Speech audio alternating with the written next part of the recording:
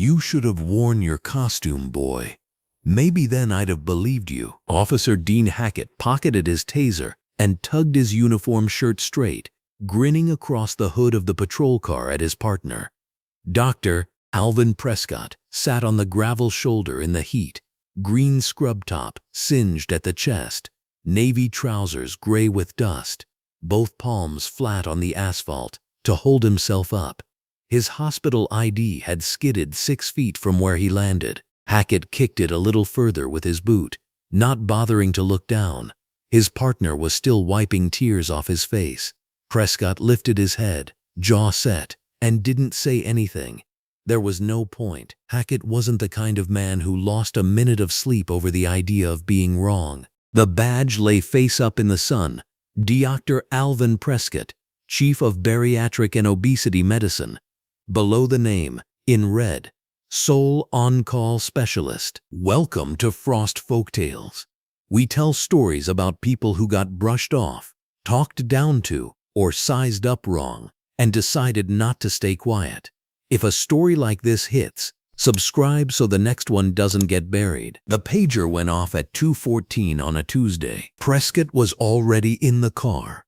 The silver sedan, already en Route 9, already doing the half-conscious math you do at 50 when half a hospital schedule depends on you getting somewhere. Traffic, lights, which lane, how many minutes. The road ran flat in hard sun, clear sky, heat shimmer off the asphalt, both hands on the wheel. ID clipped to his scrub top, where he always kept it. Because in a hospital, a badge a nurse can read at a glance saves seconds, and seconds are basically the job. The page came from surgical prep at Mercy General. Bariatric patient, pre-op, cardiac crisis. The attending could keep the patient alive on the floor but couldn't bring them back out of it. The note was 3 lines. Last one, patient is deteriorating. Prescott read it once, set his jaw, pressed the gas. He'd done this run 100 times. He was 12 minutes out. He made it 4. The cruiser slid out of a side access road behind him like it had been parked there waiting. He checked the mirror. 47 in a 45. Tags current, registration current, insurance current. He clocked all of it the way you do when it isn't your first time getting pulled over. Quickly, no surprise. The lights came on anyway. He eased onto the shoulder, shifted into park, rolled the window down before the officer was at the door. The sun was full in the windshield.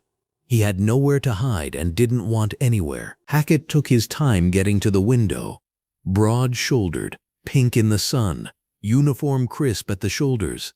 His partner, Officer Pete Langley, hung back by the cruiser, arms crossed, smirk already in place. Neither of them looked at the taillight. They looked at Prescott. "Sir." Hackett leaned a forearm on the roof and dropped his face level with the window. "You aware your tail light is out?" Dr. Alvin Prescott looked at him steadily. "Officer, I'm a physician. I'm responding to a hospital emergency at Mercy General. My tail light is functioning. I had the vehicle serviced last week. I'd appreciate if we could resolve this quickly." Hackett tilted his head. The half-smile arrived on his face like it had been there the whole time, and he had only just let it show. "A doctor," he said, and glanced back at Langley. "Good story." "It's not a story," Dr. Alvin Prescott said. His voice was even. It was the same voice he used in operating rooms when things were going wrong, and the people around him needed to hear that someone in the room still had both feet on solid ground. "My identification is clipped to my chest. My hospital is 12 minutes from here. I have a patient in crisis." Hackett straightened up, one hand resting on his belt. "Step out of the vehicle, sir." Dr. Alvin Prescott did not argue. He did not raise his voice. He opened the door slowly, the way a man opens a door when he knows that every movement he makes is being evaluated for a reason that has nothing to do with the law. He stepped out onto the asphalt shoulder, the afternoon sun hitting him at full force from overhead, Route 9 open and empty behind them. He was a tall man, 50 years old, broad across the shoulders, with the steady, unhurried posture of someone who had long since stopped shrinking himself for other people's comfort.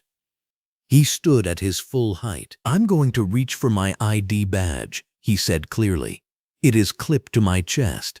I am going to show it to you." He reached up with his right hand, slowly, fingers open, and touched the badge clipped to his scrub top. He never finished the motion. The taser hit him in the chest, without warning, without command, without any word at all. The sound it made was sharp and mechanical and final. 50,000 volts do not negotiate. Dr. Alvin Prescott's body did not belong to him for the next 5 seconds. His legs buckled. He went down hard, the full weight of him hitting the asphalt shoulder with the kind of impact that the body registers in layers. First the shock, then the burn, then the slow, crushing arrival of pain that fills every available space. His right palm hit the asphalt and tore open on the gravel. His left palm came down a half-second later. The badge tore loose from his scrub top on the way down and skittered across the asphalt, spinning in the sunlight, coming to rest 6 feet away with its face turned upward toward the cloudless sky. From the patrol cruiser, Officer Pete Langley doubled over laughing. It was not the laugh of surprise. It was the laugh of a man watching something he had already decided was funny before it happened. Hackett holstered his taser. He looked down at Dr. Alvin Prescott with the expression of a man surveying something that has been appropriately returned to its proper place. Then he stepped forward, looked at the badge on the ground, and kicked it with the toe of his boot. It skittered another 3 feet. He did not read it. He did not look at it. He turned back toward his partner and said something that made Langley laugh again, and the sound of that laughter sat on top of the heat rising from the asphalt like something physical. Dr. Alvin Prescott's cheek was 6 inches from the ground. He could feel the heat radiating up from the road surface against his face. He could smell his own singed scrub top. He could feel the gravel pressed into both palms. His chest burned where the probes had connected. Every instinct he had, every nerve in his body, was transmitting a single coherent message. This is wrong. This is wrong. This is wrong. He did not say it. He pressed both palms flat against the hot asphalt, and he lifted his head. His jaw was locked. His eyes were open. He looked at no one. He looked at nothing. He simply held himself up with his hands on burning concrete and breathed, because breathing was the one thing that was entirely his, and no taser, and no boot, and no laughter from across a cruiser hood could take it from him. He had learned this. He had been taught this. He had spent 30 years building a life on the understanding that dignity is not something another person grants you. It is something you refuse to put down, no matter how hard the ground, no matter how loud the laughter, no matter how long the afternoon. Hackett crouched down briefly, close enough that Dr. Alvin Prescott could hear him clearly, and said it then. The line about the costume, about the boy, about the story he would have believed. He said it with amusement. He said it with ease. He said it the way a man says something he has never once been afraid to say. Dr. Alvin Prescott said nothing. Route 9 stretched empty in both directions. The sky above was cloudless and total. The sun was directly overhead, blazing and indifferent, illuminating everything on that roadside with the flat, merciless clarity of full afternoon light. There was nowhere to hide, and there was nothing hidden, including the badge. It lay face up on the asphalt, 3 feet from Hackett's boot, sunlight falling directly across the surface. Every letter perfectly legible to anyone who chose to read it.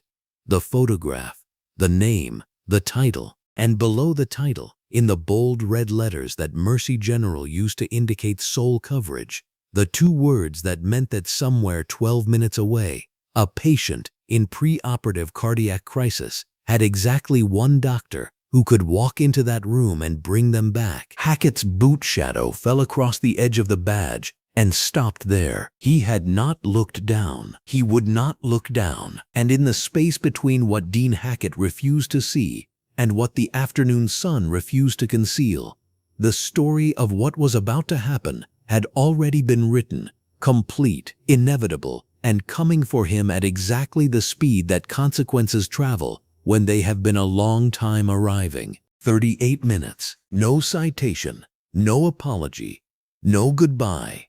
Hackett holstered his taser, looked down at Alvin Prescott with something between boredom and satisfaction, and said, "You're free to go."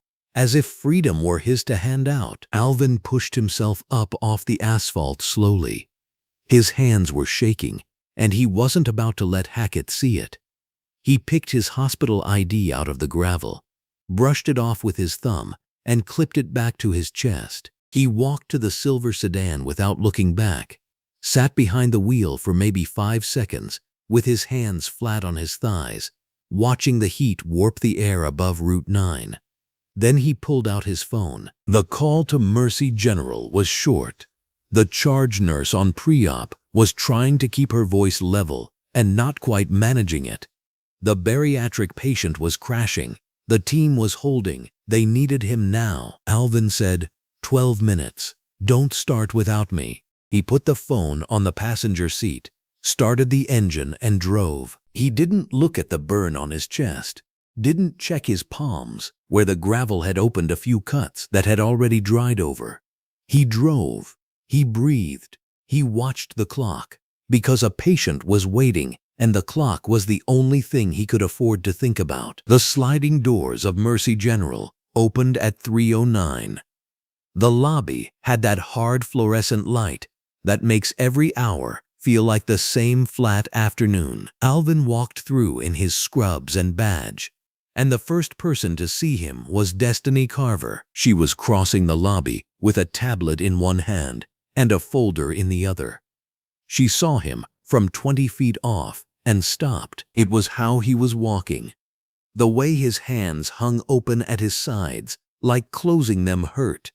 6 years working with him, she knew the difference between Alvin fine and Alvin not fine, and this was the second one. She covered the distance in 4 quick steps, took his arm, and steered him into the alcove beside reception without a word. She turned him to face her, looked at his hands first, then at the front of his scrubs. The scorch mark was right there. A dark-edged burn at the center of his chest, the green fabric warped and slightly melted where the probes had hit. Her face didn't crack, it just went still, and that was worse than crying would have been. "Tell me what happened," he told her. Steady voice, steady eyes, the same way he'd give a patient bad news. He laid it out from the traffic stop to the asphalt and ended where he'd started. 38 minutes. No citation, no apology. She didn't interrupt. When he stopped talking, she was quiet for a long beat. "I'm calling the police." "Not yet, Alvin. There's a patient in pre-op whose pressure has been dropping for 40 minutes, he said. "That patient comes first. Everything else after. Do you understand me?" Destiny nodded. Her jaw was tight, and her eyes were already telling him this wasn't finished. Dr. Serena Voss appeared at the edge of the alcove 2 minutes later, slightly breathless, her orange scrub top bright under the overhead lights, her blue jacket pushed back on her elbows. Someone at the nurse's station had already said something. Voss was mid-40s, precise in her thinking and unsentimental in her methods, and she took one look at Dr. Alvin Prescott's chest and said, "I need my phone." She already had it in her hand. "Serena," he said. "No," she said, with a calm finality that closed the argument before it opened. "I am documenting this. You do not get a vote on that. Stand still and face the light." She photographed the burn mark on his chest, the scorched edges of his scrub top, both of his palms with their dried gravel cuts, and the back of his left forearm where the asphalt had taken a layer of skin in a 2-inch scrape he hadn't even noticed until she tilted his arm toward the fluorescent ceiling panel. She did not narrate what she was doing. She did not make it about herself. She simply documented with the methodical efficiency of someone who understood that truth, when it matters most, requires evidence. Chief Administrator Raymond Okafor arrived 8 minutes after that. Paged by the charge nurse at Destiny Carver's quiet instruction, he came through the lobby in his white dress shirt and blue jacket, a man of 55, with the controlled bearing of someone who had spent decades managing crises without letting the crises manage him. He looked at Dr. Alvin Prescott once, took in the full picture, and then his face went rigid. Not with surprise, with something colder and more purposeful than surprise. He spoke in a low, measured voice. "The car has been checked. I had maintenance pull the vehicle log the moment I was paged." He paused. "Both taillights are fully functional, have been functional. There is no defect, and there never was." The lobby hummed around them. Somewhere nearby a phone rang twice and was answered. Somewhere down the corridor a gurney wheel needed oil. The ordinary machinery of a working hospital moved without pause, indifferent to what had just been confirmed in a fluorescent-lit alcove beside the reception desk. Dr. Alvin Prescott absorbed this information the way he absorbed most difficult information, without visible reaction, filing it in the correct place, moving forward. He said to Raymond Okafor, "I need to get to my patient." "You need to get your chest looked at first," Okafor said. "It can be addressed while I prep." Okafor looked at Serena Voss. She gave a brief, precise nod that communicated the injuries were documented, and the man in front of them was going to do exactly what he said, regardless of what anyone recommended. Okafor pressed his lips together and said, "I want you seen by someone before you scrub in." That is not a request. It was not a request. Dr. Alvin Prescott accepted it. They moved to a side treatment room off the first corridor, bright with overhead fluorescent panels and the clean smell of antiseptic. A colleague applied a sterile dressing to the taser burn on his chest, cleaned and bandaged both palms, taped the scrape on his forearm. Dr. Alvin Prescott sat on the exam table in the way that patients rarely sit, upright, still, watching the process with clinical detachment, as though the body being treated were a separate and administrative matter. He changed into a fresh set of scrubs, green top, navy blue trousers. He reclipped his hospital ID badge to his chest. He looked down at it for just a moment. The bold red letters were still there. "Soil On-Call Specialist." He walked out of the treatment room and down the corridor toward the pre-operative suite. And as he walked, Destiny Carver fell into step beside him, and Raymond Okafor behind her, and Serena Voss behind him, and none of them said anything, because there was nothing left to say that the moment had not already said more clearly. A man had been tasered on a public road for reaching for his identification badge. That same man was now walking, bandaged, through a hospital he had served for 19 years, toward a patient who needed him and would not survive the night without him. The concrete on Route 9 remembered what had happened to him. His body remembered. The photograph on Serena Voss's phone remembered. And the people walking behind him, black and white, administrator and nurse and physician, were the living institutional memory that Hackett had never once considered when he drew his taser in the blazing Tuesday afternoon sun. Dr. Alvin Prescott pushed through the doors of the surgical prep area. He approached the scrub sink. He turned on the water and held his bandaged hands beneath the stream and began the ritual process that surgeons know the way musicians know scales, the careful, thorough, non-negotiable preparation that separates the outside world from the world inside the operating room. He began to scrub. The intercom above the prep room door crackled once. A voice came through, steady and clinical. "Attention all cardiac response staff. Incoming cardiac emergency. ETA 11 minutes. Incoming cardiac emergency. ETA 11 minutes. Dr. Alvin Prescott continued scrubbing. He did not look up. Somewhere in the city, an ambulance was running red lights at full speed. Somewhere, a patient who would change everything was still 11 minutes away. The intercom announcement had barely finished echoing through the corridor when the ER bay doors exploded open. The gurney came through fast, too fast, the paramedics leaning into it with the practiced urgency of people who understood exactly how little time was left on the clock. The overhead fluorescent lights of Mercy General's emergency bay blazed down in flat, unforgiving white, illuminating everything with the kind of clarity that leaves nowhere to hide. The patient on the gurney was a large woman, elderly, her silver hair splayed against the transport pillow, her chest heaving in the labored, irregular rhythm that every floor nurse learns to recognize before they even read a chart. An oxygen mask fogged and cleared with each desperate breath. Her skin was flushed, damp, her fingers swollen at the knuckles, her body carrying the accumulated weight of decades in every visible inch. Nurse Destiny Carver stepped forward from the nursing station the moment the doors swung open. She was already moving before she consciously decided to move. That was the kind of nurse she was. She caught the intake clipboard from the lead paramedic mid-stride, her sneakers squeaking against the polished floor as she walked alongside the gurney, scanning the form with the speed of someone who had read 10,000 of them. Female, 72 years old, approximately 340 pounds, collapsed in a residential kitchen at 5:47 p.m. Onset of chest pain, shortness of breath, radiating discomfort down the left arm, blood pressure on scene, 19/8/1114.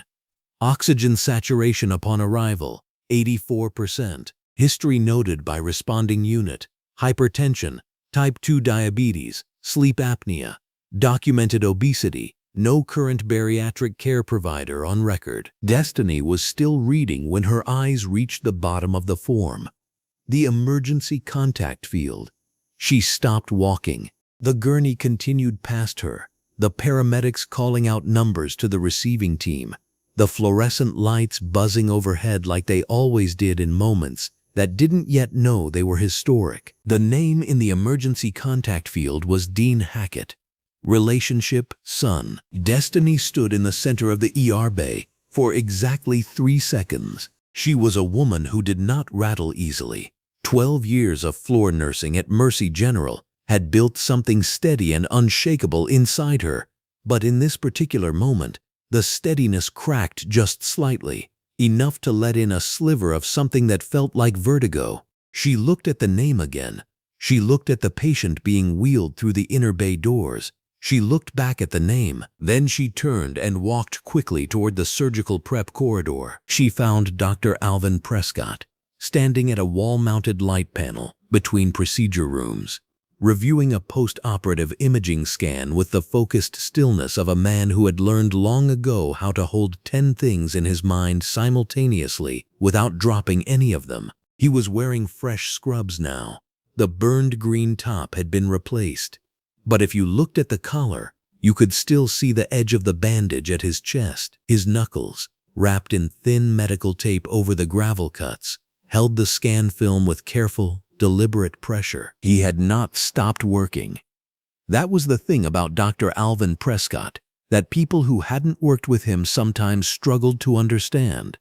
The man had been tasered on the asphalt of Route 9 less than 4 hours ago. He had driven himself to this hospital with a burn mark on his sternum and gravel embedded in both palms. He had been photographed and documented and spoken to by administrators and colleagues who could barely contain their fury on his behalf. And then he had walked into a prep room and saved the critical bariatric patient who had been waiting for him, because that patient had needed a doctor, and he was the doctor. Now he was reviewing post-operative imaging between procedures, because that was what the work required. Destiny approached him without running, but without wasting a step either. She held the intake form out toward him. "Dr. Prescott, incoming cardiac. I need you to look at this." He took the clipboard from her hand without looking up from the scan for a full 2 seconds. Then he looked down at the form. He read it once. His eyes moved from the top line to the bottom with the same measured pace they moved across any clinical document. The patient's age, the weight, the presenting symptoms, the vital signs, the history. His expression did not change. Not when he read the blood pressure. Not when he read the oxygen saturation. Not when he read the name in the emergency contact field. He handed the clipboard back to Destiny and said, "Get me the full vitals panel from the moment she came through the door. I want a current BP, a pulse ox reading, and a respiratory rate from the last 2 minutes. And pull the EKG as soon as they run it." Destiny was already moving. Running it now. He pulled the scan film from the light panel, returned it to the folder with deliberate care, and was walking toward the ER bay before Destiny had cleared the corner. Dr. Serena Voss fell into step beside him. She had appeared the way she always appeared in critical moments, seemingly from nowhere, already oriented to the situation. She was in her orange scrub top and blue jacket, a tablet in her hand, her short dark hair pulled back, her eyes doing the rapid calculation that emergency medicine demands. 72-year-old female, 340 pounds, hypertensive crisis with cardiac involvement, she said, not as a question but as a confirmation that she was already caught up. "They ran the EKG in the ambulance. I pulled it to your station." "What are you seeing?" he asked. "ST segment changes. Not a full STEMI, but there's something happening in the lateral leads that doesn't read clean."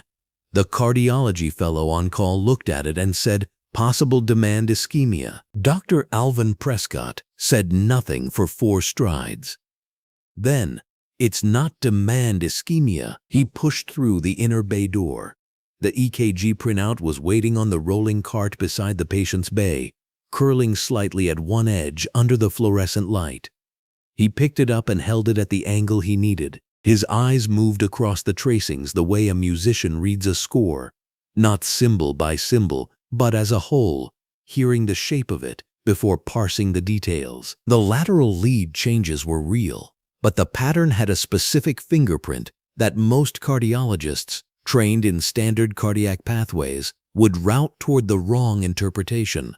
What Dr. Alvin Prescott saw was something different. The obesity-induced elevation of the diaphragm was compressing the cardiac silhouette, altering the electrical axis just enough to produce a false lateral signature. Underneath that false signature, the real problem was a combination of hypertensive heart strain and acute hypoxia. Her oxygen saturation still sat at 86% even on supplemental oxygen, driven by the mechanical restriction of 340 pounds of body mass on an already compromised respiratory system. The heart wasn't failing because of a blockage. The heart was failing because it could not get enough oxygen into a body that was slowly suffocating under its own weight. This was the specific pathway.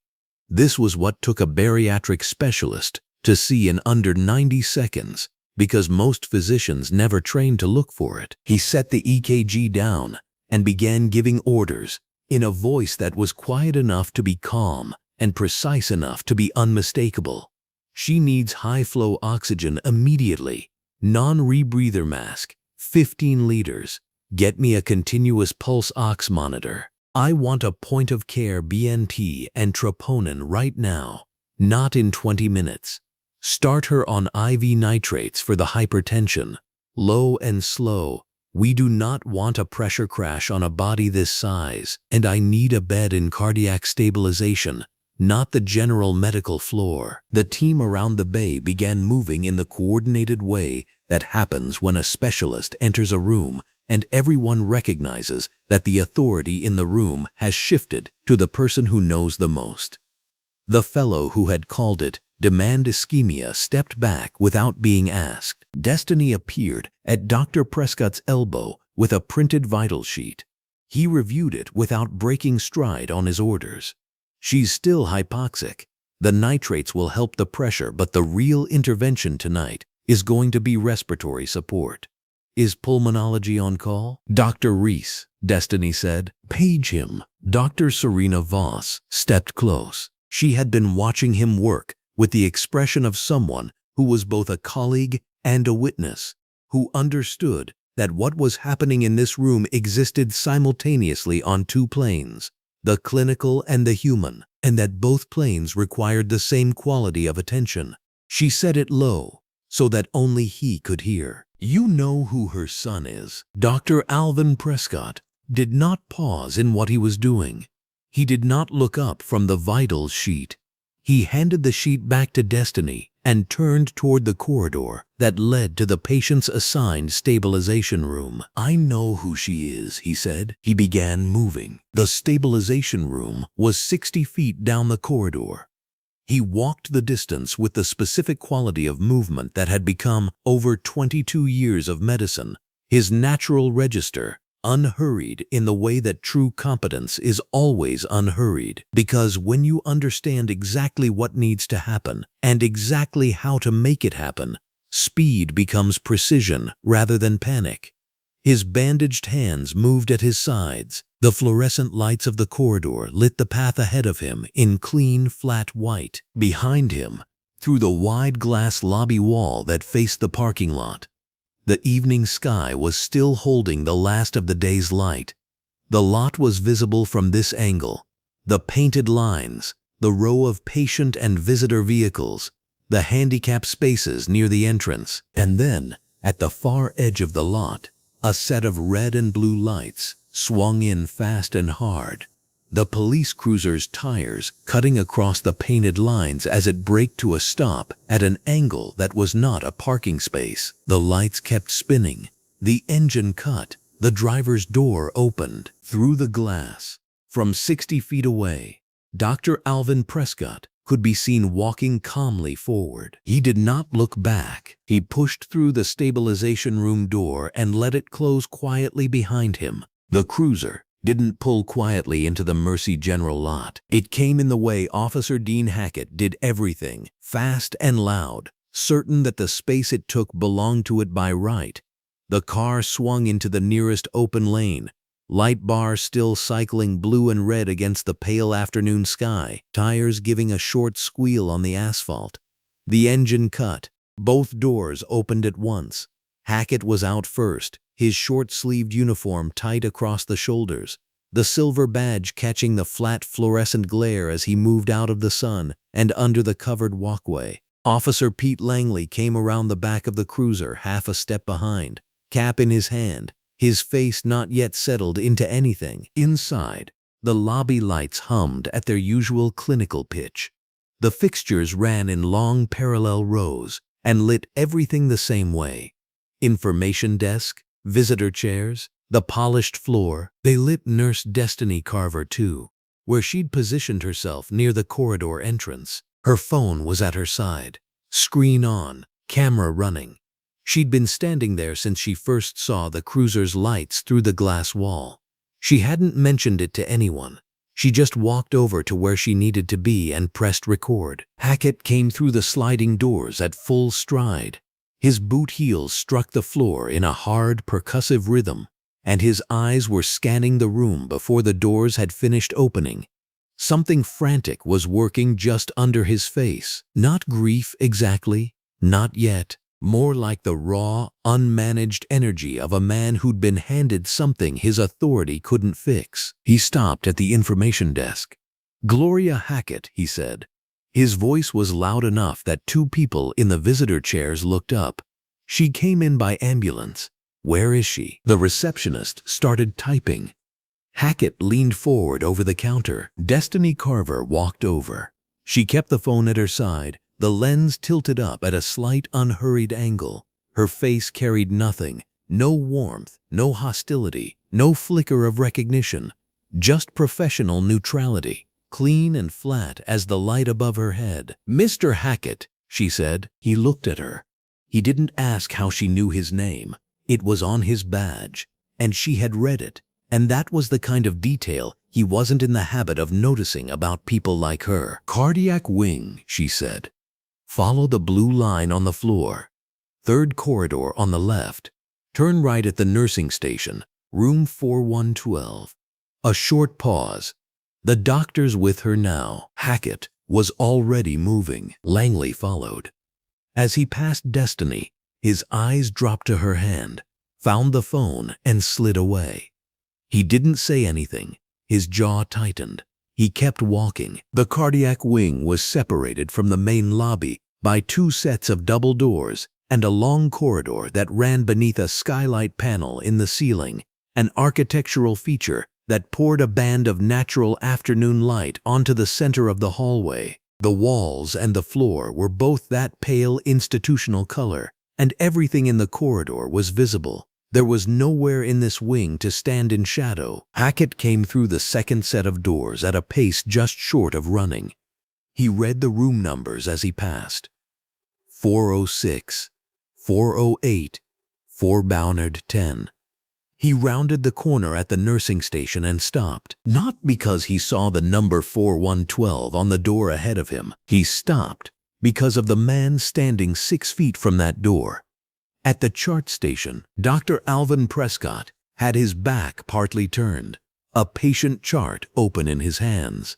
His scrubs were fresh and dark against the pale corridor wall, the top blue, his hospital ID clipped at the chest. At the collar, just above the neckline, a strip of white medical tape showed where a bandage ran over his left collarbone and down toward a burn that hadn't fully stopped hurting yet. His knuckles, curled around the lower edge of the chart, carried the dark scoring of gravel cuts, cleaned but not erased. He was reading the chart, and he didn't look up. Hackett stood in the corridor and his face went through it in stages.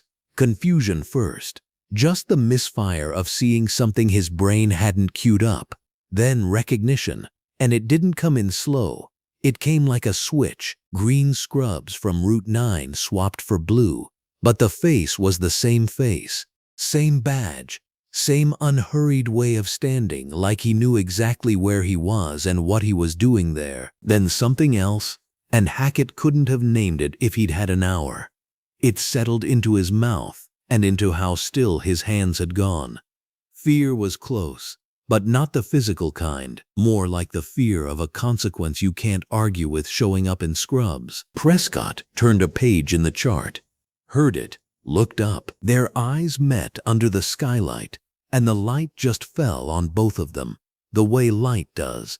It didn't pick a side. Prescott held the look, didn't speak, didn't shift, didn't bother with any of the small adjustments people make when they want out of a moment. He just looked, with the same eyes that had seen hot asphalt from 3 inches away, that had watched a boot kick a badge across concrete, that had stayed level through the laughing. 4 seconds. It went on longer than that. Then he looked back down at the chart. Voss came out of the nursing station.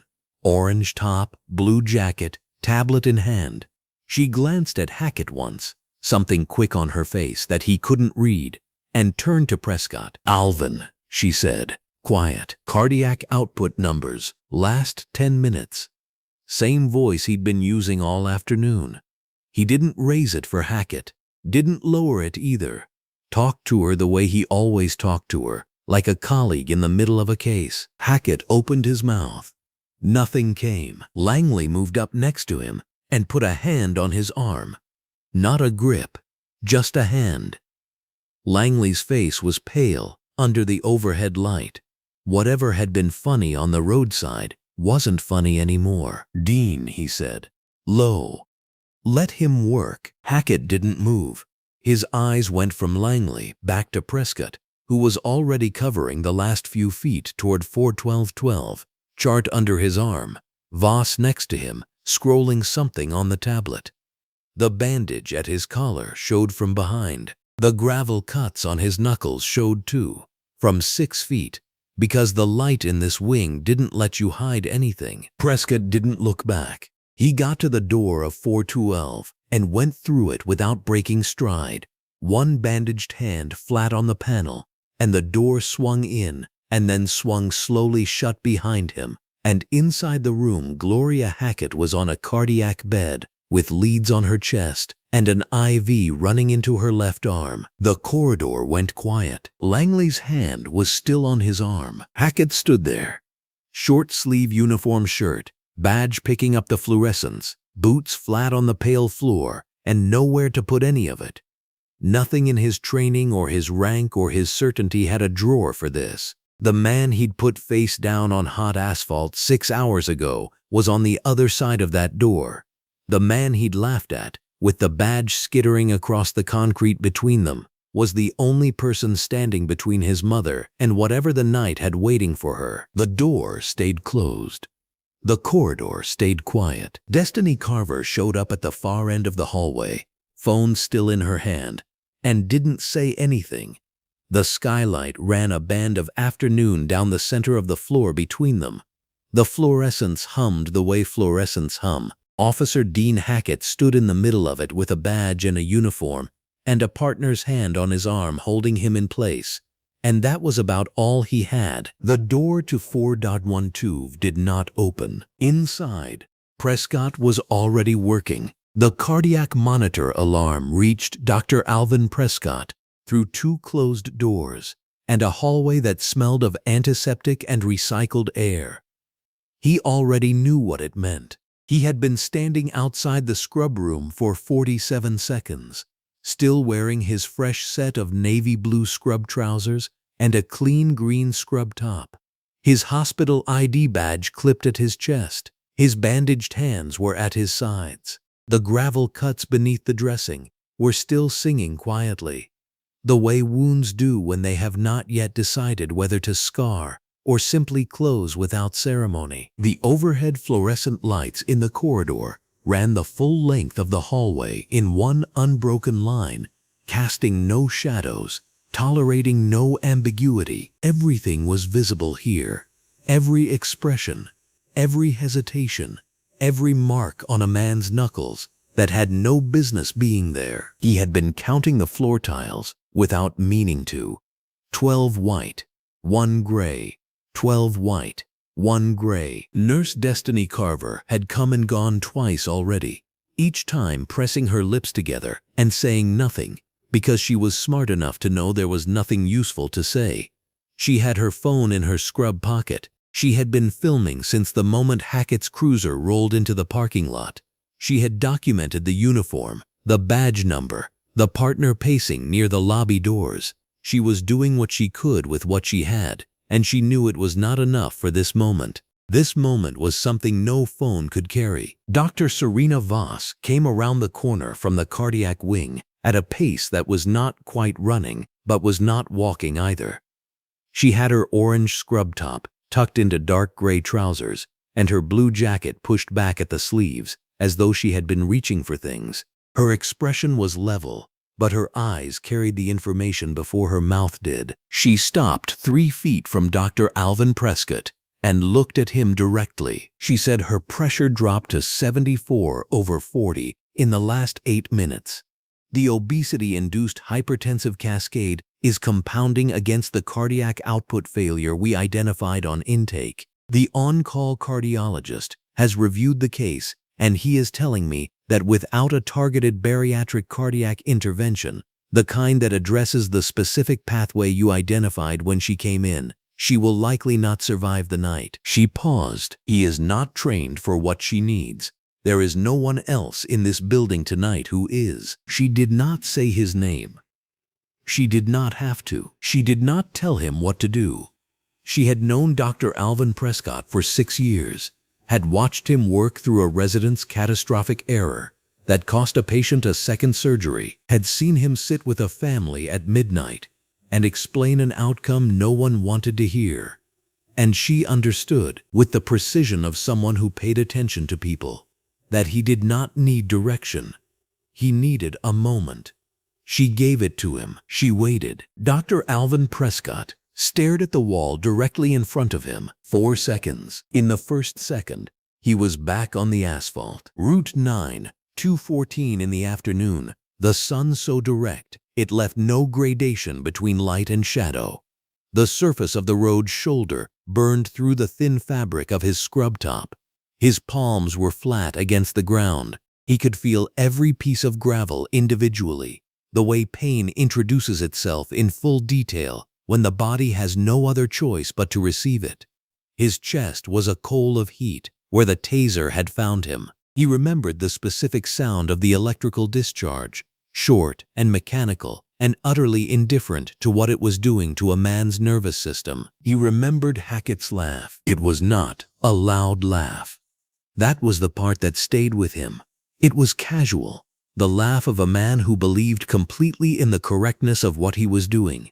No performance in it, no hesitation. Just a man who had tasered another man on a public road in broad afternoon light and found the whole thing mildly amusing. He remembered the badge skittering across the asphalt. He remembered the shadow of a boot hovering over it. In the second, he felt the burn mark under his fresh scrub top.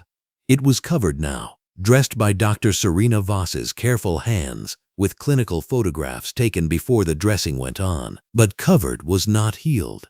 His body still held the record of what had been done to it. The body always kept records. In the third second, he thought of his mother. Her name was Alvin Prescott. She was 73 years old and lived 40 minutes south of Mercy General, in a house with a garden she maintained with fierce personal pride. She called him every Sunday at 7 p.m. without fail. She had worked 2 jobs for 11 years so that the word doctor could one day follow his name on something official. And she had never once spoken of it as sacrifice. She spoke of it as investment. She had told him when he finished his residency, standing in a hallway not entirely unlike this one, "What your hands can do is yours forever. Nobody can taser that out of you." He had not understood the specific weight of the word then. He understood it now. In the 4th second, he heard Marcus Webb's voice. Marcus Webb had mentored Dr. Alvin Prescott through his 3rd year of fellowship, a man who had practiced bariatric medicine for 31 years and had a habit of delivering the most important things he knew in the most unremarkable tone possible. He had said it once, in a hospital corridor that smelled exactly like this one, after a patient's family member had screamed at Dr. Alvin Prescott in the hallway in front of staff and visitors and anyone who happened to be passing. The screaming had been wrong and ugly and untrue, and Marcus Webb had waited until the man had gone before placing a hand briefly on Dr. Alvin Prescott's shoulder and saying, without looking for a response, "The patient in front of you is never the person who hurt you. They are only the person in front of you." 4 seconds. Dr. Alvin Prescott exhaled. It was not a dramatic exhale. It was not the sound of a man releasing something he could afford to let go of. Not yet. It was the exhale of a man who had looked at the full weight of an injustice, acknowledged every ounce of it, and then picked it up and set it precisely to one side because there was a 72-year-old woman 30 feet away whose heart was losing an argument with her body, and she had not been on Route 9. She had not been holding a taser. She had been in her kitchen when her body decided it could no longer manage the burden it had been carrying for decades. And whatever her son was, and whatever her son had done, she was only a patient now. She was only the person in front of him. Dr. Alvin Prescott looked at Dr. Serena Voss. He said, "Get me current cardiac output numbers, the last 10-minute trend, and make sure the medication cart in Bay 4 has been updated since the last cycle." Dr. Serena Voss said, "Already moving." She turned and went back up the corridor at the same pace she had arrived. Dr. Alvin Prescott looked down at his bandaged hands for one moment. The dressings were clean and properly applied. His hands worked. His hands had always worked. He flexed the fingers of his right hand once, feeling the pull of the cuts beneath the bandaging, and then he stopped registering it as pain and started registering it as information, the way a surgeon learns to reclassify sensation when the work requires everything. He pushed through the scrub room door. The scrub room was lit by the same unforgiving overhead fluorescence as every other room in Mercy General, a brightness that left no room for softness or sentiment. A room built entirely around the ritual of preparation. The sinks were stainless steel. The soap dispensers were mounted at equal heights. The brush holders were full. This room had no interest in who had done what to whom on a county road this afternoon.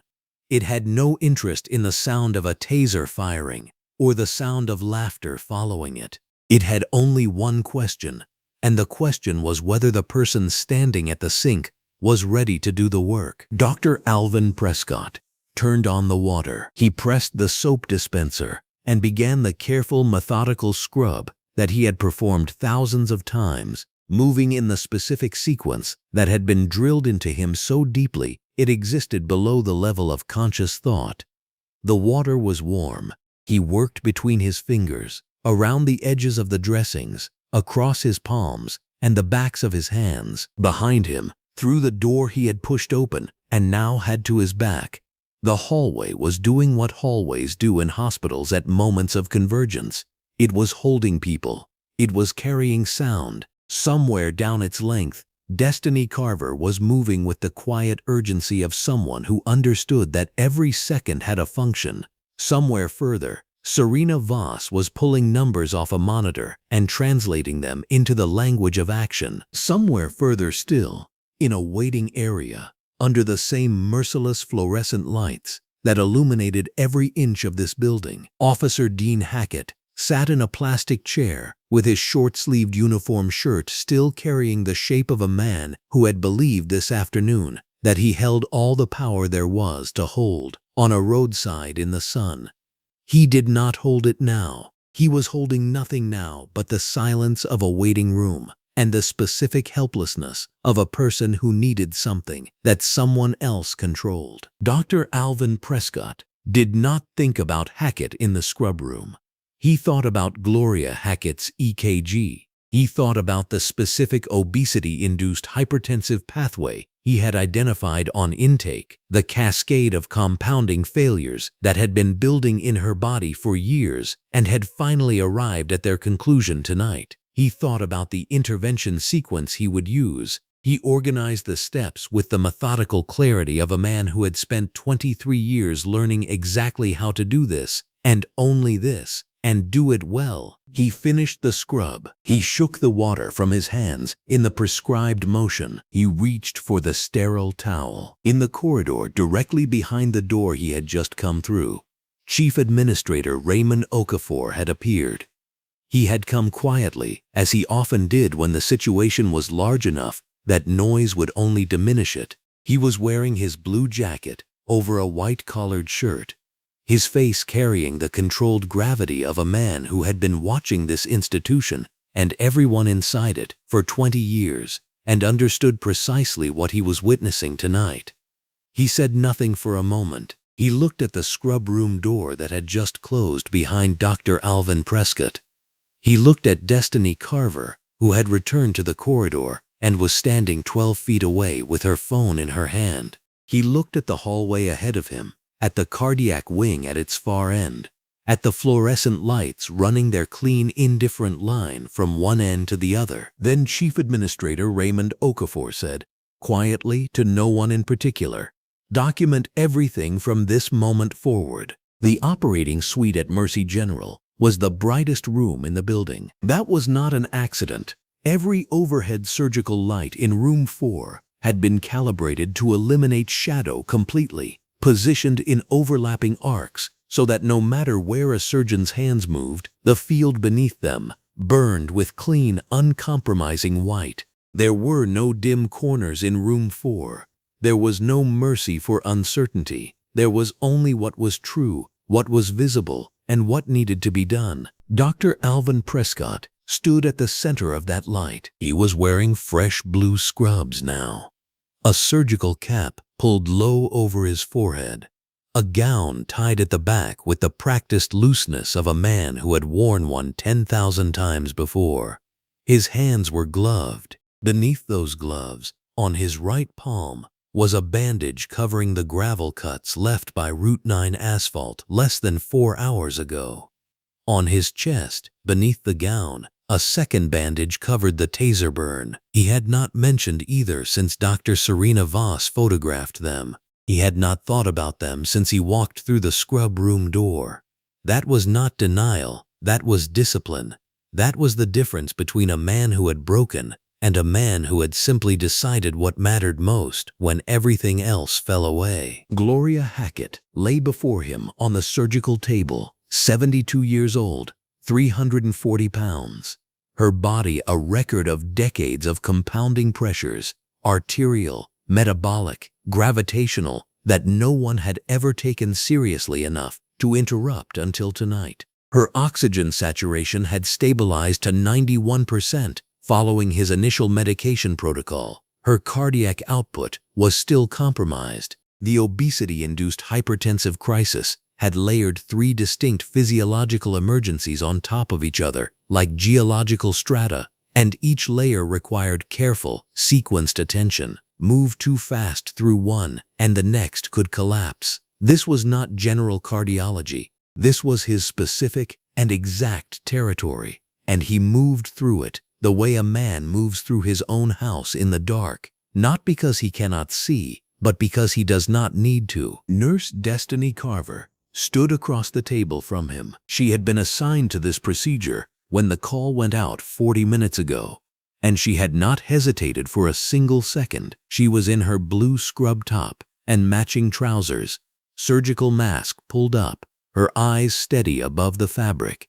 Those eyes had been watching Dr. Alvin Prescott's hands since the procedure began, not out of nervousness, out of something closer to witness. She had seen those same hands 30 minutes ago, ungloved, reaching for a chart outside this room, the dried cuts on his knuckles visible under the corridor fluorescence. She had watched him put on his gloves over the bandage without a word, and now she watched those same hands, those bandaged, burned, asphalt-cut hands, move across a surgical field with a precision that made the word instrument feel insufficient. These were not tools.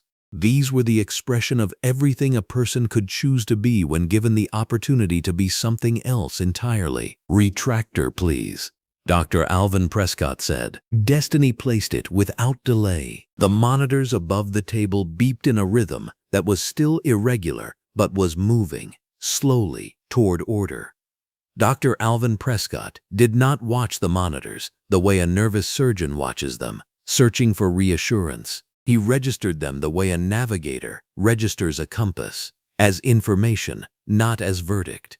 He adjusted the targeted antihypertensive delivery, recalibrated the cardiac output support protocol, and spoke in a low, clear voice that never rose above what was necessary. Dr. Serena Voss stood at his left shoulder, orange scrub top visible beneath her surgical gown. Her role tonight, somewhere between surgical colleague and steady presence. She had been in rooms like this with Dr. Alvin Prescott before. She knew how he worked. She also knew what had happened to him this afternoon on Route 9, because she had photographed the evidence herself with clinical fury disguised as clinical precision. And so she stood here now understanding something that the bright overhead lights could not illuminate on their own. That what she was watching was not simply medicine. It was a statement. It was a man drawing the fullest possible line between who he was and what had been done to him. 90 minutes into the procedure, Gloria Hackett's cardiac output began to respond. It was gradual. It always was with bariatric cardiac cases. The body does not surrender its emergencies quickly when those emergencies have been building for years, but the numbers shifted. The rhythm on the monitor found something more consistent. Dr. Alvin Prescott tracked each adjustment with quiet, focused attention, making small modifications the way a skilled musician makes corrections mid-performance, not dramatically, not with announcement, but with the complete confidence of someone who has listened long enough to know exactly which note is wrong and exactly how to correct it. Outside the operating suite, in the waiting area at the end of the cardiac wing hallway, Officer Dean Hackett had not moved in 90 minutes. He was sitting in a gray plastic chair against the wall, still wearing his short-sleeved uniform shirt, the badge on his chest catching the overhead fluorescent light every time he shifted his weight. He was not shifting his weight. He was folded forward with his elbows on his knees and his face buried in both hands. And he had not spoken, not one word, since a nurse had looked directly at his badge number 20 minutes ago and turned away without warmth. Not rudely, not loudly, just with the complete absence of any warmth at all. That look had done something to him that he was not equipped to name. Officer Pete Langley was pacing the corridor 15 feet away, his own short-sleeved uniform shirt dark at the collar with perspiration. He had tried talking to Hackett twice. Hackett had not answered. Langley understood, in the way that guilty men understand things they do not say out loud, that the silence between them had stopped being comfortable somewhere around the second hour. He had been laughing at 2:14 this afternoon. He was not laughing now. He paced the length of the hallway again, turned, paced back, and avoided looking at anyone who passed. The hospital staff who moved through that corridor did not avoid looking at him. A young orderly in green scrubs pushed a supply cart past Hackett's chair and glanced at the uniform with an expression that was not anger and was not pity, but was something worse than both. The recognition of a person who already knows the full story and has already drawn their conclusion. An older floor nurse walked the same corridor moments later, carrying a tablet, and slowed slightly as she passed the two officers before continuing without a word. She did not need to speak. None of them needed to speak. The hospital knew. The staff knew. Word had moved through Mercy General, the way words move through places where people are already paying close attention, quickly, completely, and without distortion. Chief Administrator Raymond Okafor had been in the building since the moment Gloria Hackett arrived. He was standing now near the nurse's station at the far end of the hallway in his blue jacket over a white shirt, arms folded across his chest, saying nothing to anyone, watching everything. He had already made 3 phone calls in the past hour. He had not made them loudly. Back inside room 4, the monitors told a new story. The rhythm steadied. The cardiac output numbers climbed in increments that Dr. Alvin Prescott tracked with the calm attention of a man reading something he already expected to read. The obesity-induced hypertensive crisis, the layered emergency that had nearly taken Gloria Hackett before the ambulance reached her kitchen floor, was no longer winning. The interventions were holding. The targeted medications were doing precisely what they had been designed to do in the hands of someone who understood exactly when and how to deploy them. Dr. Alvin Prescott made one final adjustment to the support protocol and stepped back half a step, his eyes moving across the full picture of the field before him. And for the first time since the procedure began, his shoulders carried something slightly different. Not relief, not satisfaction, just the quiet confirmation that the work had been sufficient. Dr. Serena Voss watched the monitor for 30 seconds. Then she said, softly, "She's going to make it." The room did not erupt. Nobody cheered. Destiny Carver closed her eyes for exactly 1 second behind her surgical mask. The anesthesiologist exhaled through his nose. The monitors beeped with their new, steadier rhythm, and that was the only sound that the room offered in response to the 2 hours of focused, precise, costly work that had just taken place inside it. Dr. Alvin Prescott said nothing. He stood at the edge of the surgical table and looked at Gloria Hackett. Not at her chart, not at the monitors, not at the numbers, at the woman herself, 72 years old, someone's mother, a patient who had arrived in crisis and would leave it. He had done what the work required. He had done what Marcus Webb had told him to do decades ago in a hallway, not unlike this one. He had looked at the person in front of him and seen only the person in front of him. He reached down and removed his gloves. He pulled them off with the slow, deliberate care of a man who is choosing consciously to mark a moment. Beneath the right glove, the bandage on his palm was still clean and intact. He looked at it for exactly 1 second. Then he set the gloves down on the instrument tray and stood with his eyes closed. The overhead lights burned above him, bright and uncompromising, the way they always were in room 4. The monitors kept their rhythm. Destiny Carver was watching him. Dr. Serena Voss was watching him. Nobody spoke. Then Dr. Alvin Prescott opened his eyes, turned, and walked out of the operating suite. He walked through the scrub room door and into the hallway, and he did not slow down, and he did not look toward the waiting area at the end of the corridor, and he did not make a sound. He simply walked, still in his surgical gown, down the bright fluorescent hallway of Mercy General Hospital, the same man who had been tasered onto hot asphalt 4.5 hours ago, still wearing the evidence of it beneath his clothes.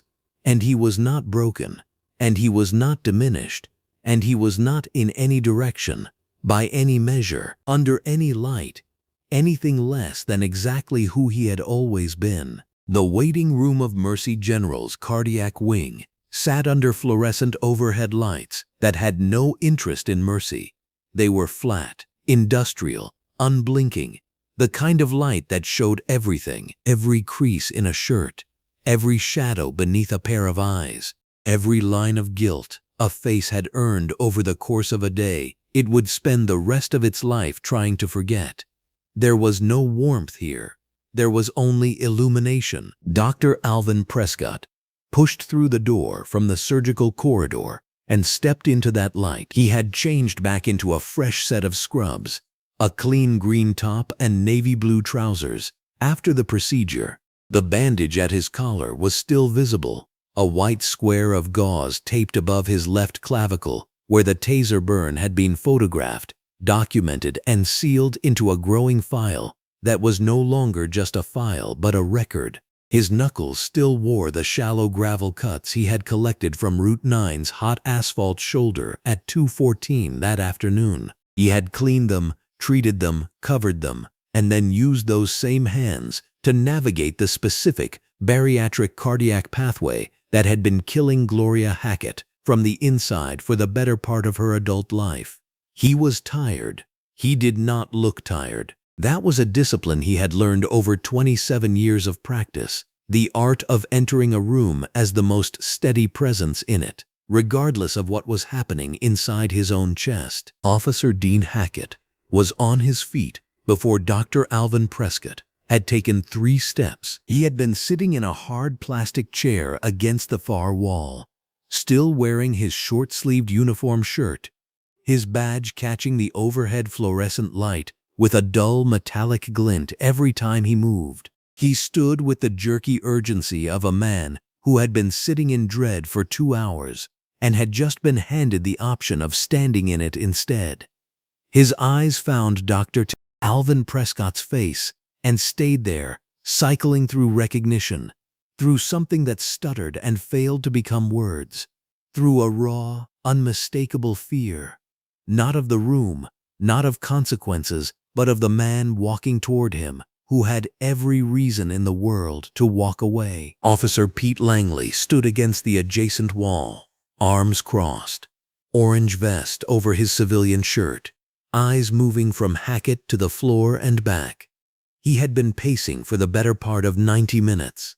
He was not pacing now. He was very still. Dr. Alvin Prescott stopped 6 feet from Officer Dean Hackett, not 5 feet. Not 4, 6 feet, the precise professional distance of a physician delivering information to a family member. His voice, when it came, was the same voice he used for every family in every waiting room he had ever stood in. Measured, clinical, human without being warm, warm without being soft. Gloria Hackett is stable. She has been moved to cardiac recovery. Her vitals are responding well to the intervention protocol. The prognosis is cautiously positive, and barring any secondary complications overnight, I expect her condition to continue improving. He stopped. He let that settle. Hackett's jaw worked. His mouth opened, and something started to come out. A shape, a syllable, the trembling architecture of a sentence that had no idea how to finish itself.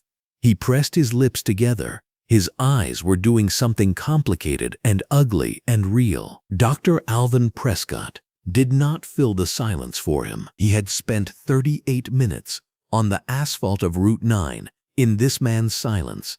He had driven to this hospital with a taser burn and gravel in his palms and a critical patient waiting on the other side of his restraint. He had walked through those lobby doors and kept working. He had stood in a corridor, outside a scrub room, and thought about his mother, and listened to the voice of his mentor Marcus Webb in the back of his mind, and pushed through the door.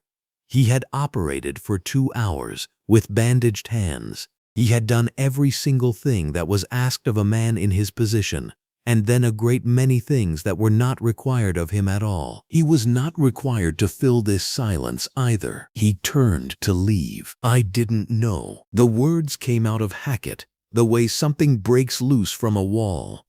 Sudden, ragged, without complete intention. Dr. Alvin Prescott stopped walking. He stood still for exactly 1 second. Then he turned back around. He looked at Officer Dean Hackett with the full weight of everything. Not with rage, because rage was not what lived in him in this moment. Not with contempt, because contempt was a small room, and he had never lived in small rooms. He looked at him with something far more devastating. Total, unflinching, documented clarity. The clarity of a man who had been on the ground in the heat of the afternoon and had gotten back up and kept going, and had not become anything less than himself in the process. He said, "That's been the problem all along." 7 words. He delivered them without raising his voice. He delivered them the way a diagnosis is delivered, precisely, irreversibly, and with the full authority of someone who has done the necessary work to arrive at the truth. Then he walked away. Hackett stood under the fluorescent lights and did not move. Langley looked at the floor. The room was so quiet that the hum of the overhead lights was audible. Attorney Camille Dorsey arrived at Mercy General at 10:47 p.m. She came through the lobby's sliding glass doors in a dark blazer over a crisp white blouse, a leather document bag over one shoulder. Her stride, the particular stride of a woman who had been given all the information she needed and had already decided exactly what to do with it. She was in her 40s, sharp-featured, methodical, and she had built her career on the specific principle that injustice does not require an audience to be real, but it does require a record. Chief Administrator Raymond Okafor had contacted her 3 hours earlier. He had done so quietly, from his private office on the 4th floor, still wearing his blue jacket over his white shirt, face controlled, but eyes conveying precisely the institutional fury of a man who had spent his career building something that deserved better than what had walked through its doors in a short-sleeved uniform that afternoon. Camille Dorsey already had everything she needed before she sat down. She had Nurse Destiny Carver's phone footage. 17 minutes of continuous recording from the moment Hackett's police cruiser pulled into the parking lot to the moment he entered the cardiac wing corridor and came face to face with the man he had left on the asphalt. The footage was steady, clear, and lit by the hospital's overhead fluorescence without a single dark frame. It showed Hackett's face. It showed his badge number. It showed exactly where he went and what he did and when. She had Dr. Serena Voss's photographic documentation, 17 photographs taken with clinical precision in the alcove off Mercy General's main lobby. Time-stamped 3:09 p.m., showing the taser burn, the gravel cuts, the scorched collar of a green scrub top, and the hospital ID badge that Dr. Alvin Prescott had been reaching for when he was shot to the ground. Dr. Voss had signed a formal written statement. She had submitted it in under an hour. She had the falsified tail light report, pulled by Raymond Okafor's administrative team within 2 hours of the incident, cross-referenced against a logged vehicle inspection record confirming every rear light on Dr. Alvin Prescott's silver sedan was fully functional as of the previous Friday. The report was not ambiguous. It was fabricated. The word fabricated was in the documentation because Raymond Okafor believed in precision, and she had the witness statement from a woman named in the report as a passing motorist who had slowed her car on Route 9 at approximately 2:19 p.m. and watched from the roadside shoulder as a man in scrubs lay on the asphalt while a uniformed officer kicked a badge away from his outstretched hand. She had written down the badge number at the time. She had kept the note. She had called the hospital's main line at 6:40 p.m. after recognizing a description of the incident that had begun moving through the staff. Camille Dorsey spread everything across the conference table in Raymond Okafor's fourth-floor office and did not look overwhelmed. She looked the way a person looks when they have spent their professional life preparing for exactly this, and the thing has finally arrived in full. She made 2 phone calls. The first was to Captain Reeves Thorne. Captain Thorne arrived at Mercy General at 11:22 p.m.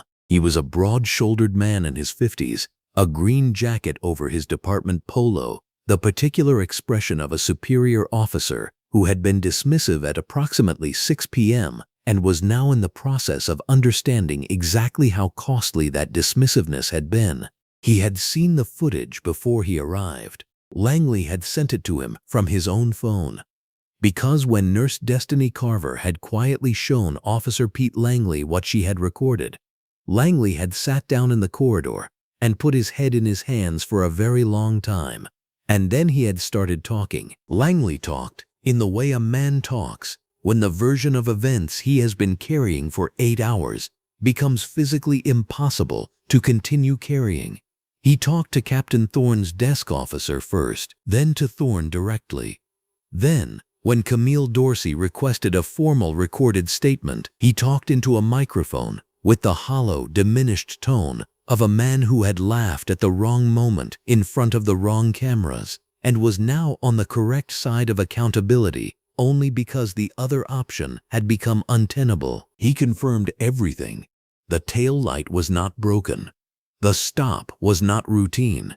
The taser was deployed without provocation. He had laughed.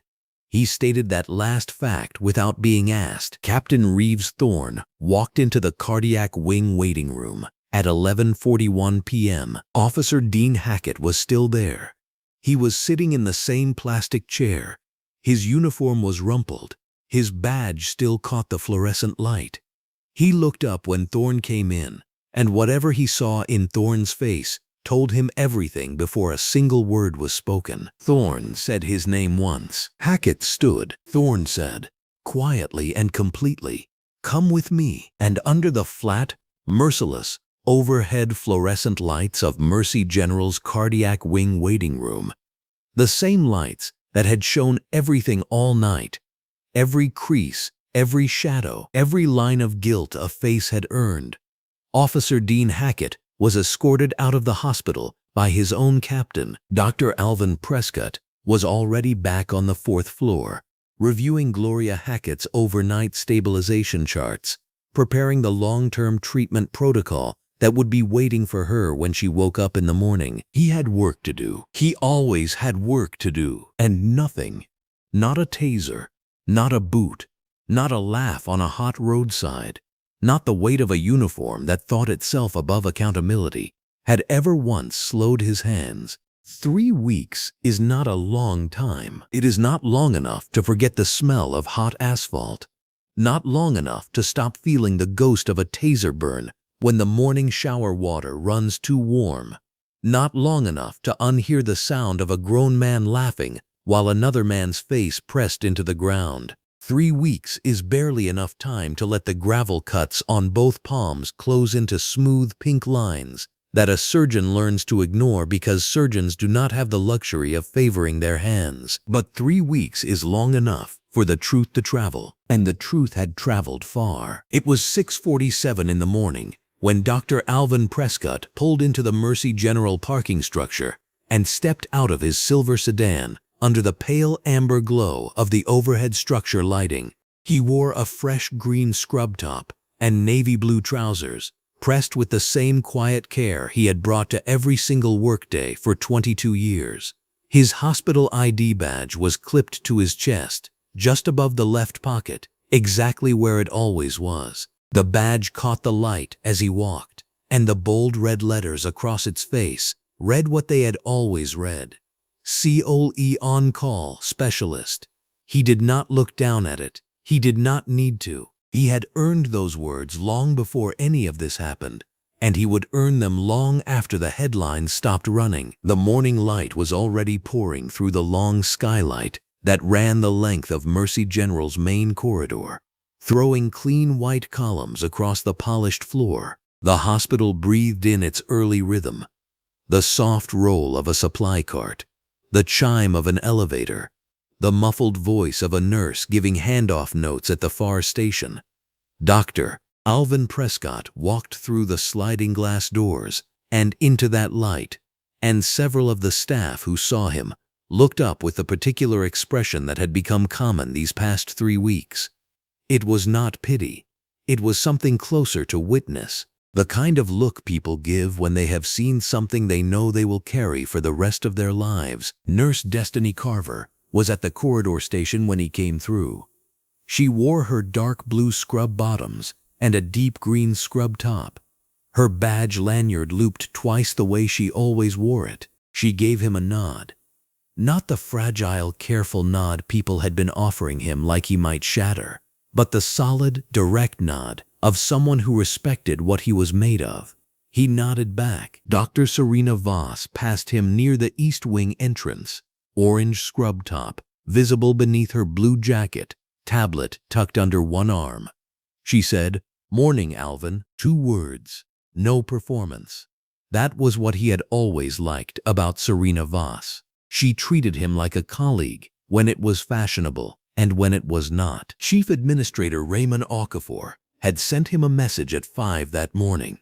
It read, in full, "Attorney Dorsey confirms federal filing went through yesterday. Thorne's statement is on record. You don't have to respond to any media inquiry today or ever. Come in, do your work, and know that this institution stands behind you." Raymond had signed it with his full name, which he only did when something mattered to him deeply. Dr. Alvin Prescott had read it once, set his phone down, and finished his coffee. The federal civil rights lawsuit, filed by attorney Camille Dorsey, was 7 counts long.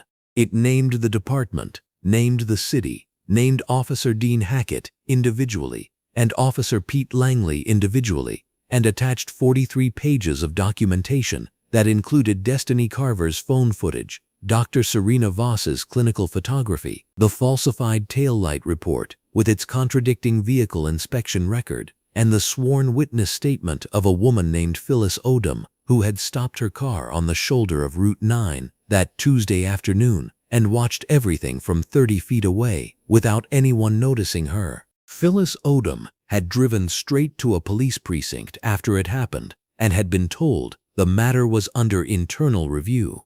She had then called a lawyer. Officer Dean Hackett had been suspended with pay pending formal termination proceedings that everyone in the department understood had only one possible ending. Officer Pete Langley, faced with Destiny Carver's footage on the night the attorney arrived, had chosen cooperation over solidarity and submitted a 7-page formal statement confirming the stop was pretextual, the tail light was functioning, and the taser deployment was unprovoked. Captain Reeves Thorne had issued a public statement using the words accountability and conduct unbecoming and breach of public trust, which were correct words, if slightly late. None of this was why Dr. Alvin Prescott had come in early this morning. He had come in because Gloria Hackett had asked to see him. The request had come through the floor nursing staff the previous afternoon. Gloria Hackett, recovering in room 412 of the cardiac wing, had told Nurse Destiny Carver that she needed to speak with her doctor. Destiny had relayed it with a careful expression, watching Dr. Alvin Prescott's face for something. His face gave nothing away. He had said, "Tell her I'll come in the morning," and had gone back to his notes. Now he stood outside room 4212. He stood outside room 412. The door was open a few inches. Morning light was coming through the window by the bed, pale and clean. He could see her sitting up, which 3 weeks ago she couldn't have done. Gloria Hackett, 72 years old, morbidly obese, hypertensive, pre-diabetic, and alive because of him. He pushed the door open and went in. She saw him right away. Her hands tightened on the blanket. She was a big woman with a broad face and tired, red-rimmed eyes. Her white hair was pulled back. She looked at him like someone who had been told something that didn't fit anywhere in the life she thought she'd had. She opened her mouth, closed it, tried again. Her voice came out small. Why? That was the whole question. Why did you help me? Why did you walk in here? Why, after what my son did to you on that road, did you stand over me in a bright room and bring me back? He pulled the chair from beside the window and sat down. He didn't lean back. He sat the way he always sat, with patience, leaning a little forward. He let the question stay in the air for a while. Then he said, "Because you needed a doctor." Gloria's eyes filled. She didn't try to stop them.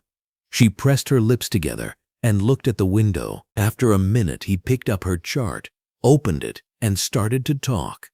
The voice his patients had trusted for 22 years. He told her what had happened to her heart, in plain words, no condescension. He told her what it would do again if nothing changed. He went through the next 6 months with her, what the plan was, what would be hard, what was possible. He told her his team would be with her at every step. She listened. She asked questions. He answered them. That's where it ends.